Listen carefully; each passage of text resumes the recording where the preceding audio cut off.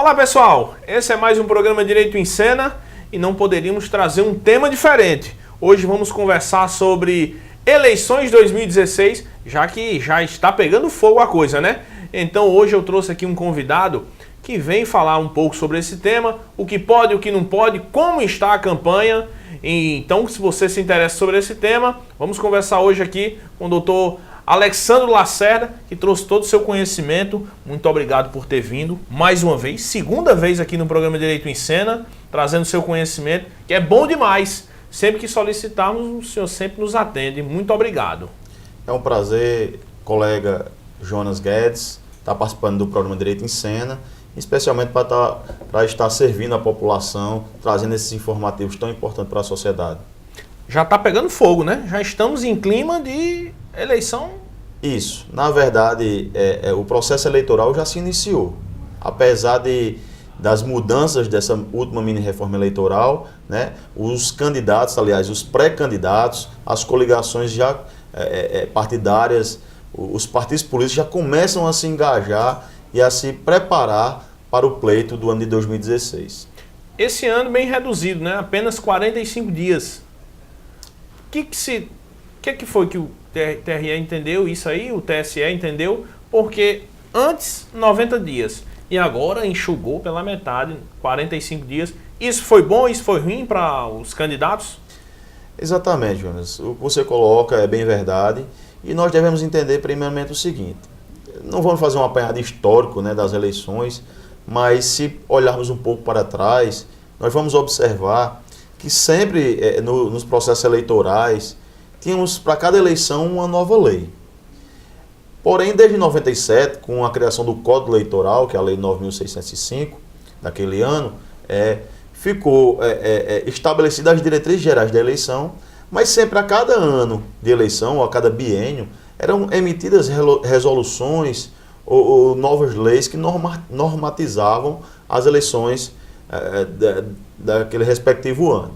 Em especial, em 2015, foi criada editada a Lei 13.165, conhecida como a mini-reforma eleitoral no ano 2016, que trouxe severas mudanças, né? Apesar de ser tratada como mini-reforma eleitoral, na verdade ela traz, comparado aos anos anteriores, grandes mudanças no processo eleitoral deste ano 2016 e, por conseguinte, das demais eleições dos próximos anos. Pois muitos candidatos devem observar que, atualmente, a prestação de conta da campanha muita gente está batendo nessa tecla. O que é necessário? Quem está doando tem que prestar conta, ou só o candidato tem que prestar conta? Quem recebe tem que prestar conta, quem não recebe também tem que prestar conta, tá lá, tá na lei. E aí, sérias consequências para quem não atende esses requisitos? Sim, as consequências são de cunho eleitoral criminal. Está tudo previsto na própria lei 9.504, desculpe. E a mini-reforma ela veio apenas alterar algumas questões em relação à doação de campanha. Não está mais permitido as doações de campanha no ano 2016 por pessoa jurídica. Essa foi a intenção do TRE em tentar coibir, visto o nosso cenário nacional, depois de tantos escândalos de corrupção através das doações em campanhas eleitorais, né? Então, o diferencial mesmo nessa campanha eleitoral da eleições de 2016 é a vedação, a contribuição, a doação aos partidos jurídicas e aos candidatos por pessoas jurídicas, estando ainda liberado as doações por particulares. Porém, todas elas devem ser registradas, né, e também declaradas, as pessoas físicas declaradas no seu imposto de renda sobre as suas doações e obedecer aos limites que a lei estabelece, que no caso das pessoas físicas é de 10% relativo à sua declaração do imposto ao ano anterior. Então quer dizer que quem declarou X só vai poder doar ao partido ou ao candidato, é isso? Isso. Percentual de 10%. Exatamente, 10% em dinheiro. Porém, existe um diferencial. Quando a doação é feita em serviço ou patrimônio, por exemplo, a doação de um carro ou serviço mesmo de advocacia ou de contabilidade, geralmente todos os partidos e candidatos precisam de advogado ou de contadores, existe um limite em valor que é de até R$50 mil. Isso depende de município para município ou não, já está pré-estabelecido? Pré-estabelecido. A lei estabelece esse teto. Interessante ressaltar que, com relação à data das eleições, muita gente se pergunta, mas por que é sempre em outubro e no primeiro domingo de outubro? Isso realmente está na Constituição, né? E, salvo engano, será no dia 2 de outubro, teremos lá o dia da votação. O que podemos... Quem vai votar? Quem vai votar pode fazer? Pode levar a bandeira, pode botar bottom, pode vestir a camisa da cor do partido, pode sacudir bandeira. O que é permissivo no dia da eleição? Jonas, primeiramente eu gostaria de lembrar a todos os eleitores e candidatos que todas essas informações ele consegue também observar no site do próprio TSE. Inclusive lá você tem um calendário onde diz dia a dia o que pode e o que não pode ser feito, os prazos finais e iniciais de todas as ações desse ano eleitoral. Reservadamente ao dia do pleito da eleição, o dia da eleição, está liberado para o eleitor fazer sua manifestação silenciosa. O que é isso? O eleitor que quer manifestar seu voto, apesar do Brasil o voto ainda ser considerado um voto sigiloso, o eleitor que quiser se dirigir ao seu local de votação, levando bandeira, adesivo, camisa não, porque a própria camisa ela é vedada como doação de campanha, esse tipo de material. Mas a camisa da cor do partido ou da cor do que representa o candidato, ele pode fazer essa manifestação, desde que de forma silenciosa. Ele não poderá fazer algazarras, badernas, bradar o nome do candidato ou partido. Então, a lei eleitoral permite a sua manifestação, né, através da demonstração em que ele quer votar, só que essa demonstração deve ser de forma silenciosa. Se ele ultrapassar esses limites, ele estará incorrendo em crime eleitoral. Doutor, e quanto à imprensa?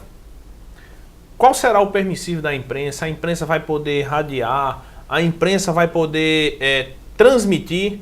Porque o que nos preocupa muito hoje são inúmeros sites de inúmeras pessoas que cada um vai atrás de um candidato, ou faz matéria, ou faz isso, ou faz aquilo. E um jornalista capta um áudio, faz uma entrevista e espalha para várias rádios da vizinhança. Isso está permitido a partir de que data? Se é permitido também, ou se não é permitido, ou cada um vai ter que seguir um padrão. Como é que ficou essa questão da imprensa? Olha, a questão da imprensa se assemelha muito à questão da própria propaganda eleitoral, que nesse ano, como você bem colocou no início, nós temos um prazo reduzido, né? Que antes nós tínhamos a liberação da propaganda, porque as próprias eleições elas começam a enfervecer, vamos dizer assim, nesse período em que a propaganda é liberada. E essa mini-reforma veio justamente reduzir esse prazo. O que nós tínhamos antes de 90 dias, nós diminuímos para 15 dias. Ou seja, só a partir do dia 16 de agosto é que a campanha dos candidatos estará liberada após a liberação das convenções de quem serão os candidatos dessas convenções.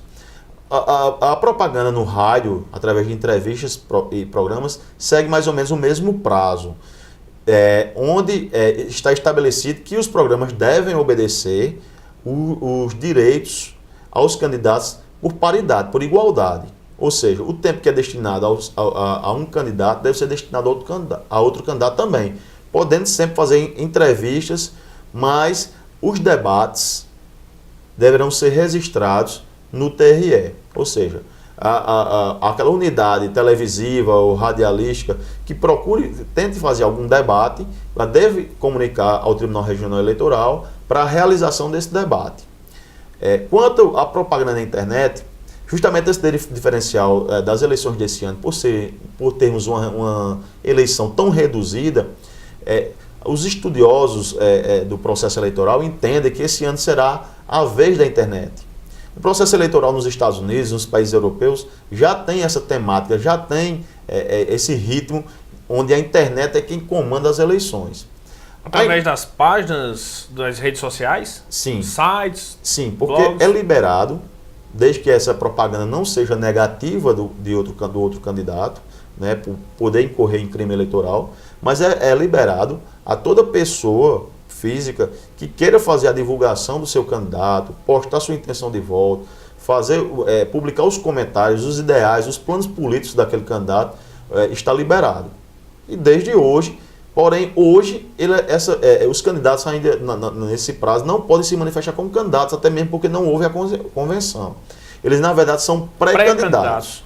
Inclusive, os próprios candidatos, eles podem postar nas redes sociais seus ideais, seus objetivos, planos de governo, visitas, plenárias nos bairros, nas ruas, em toda a cidade.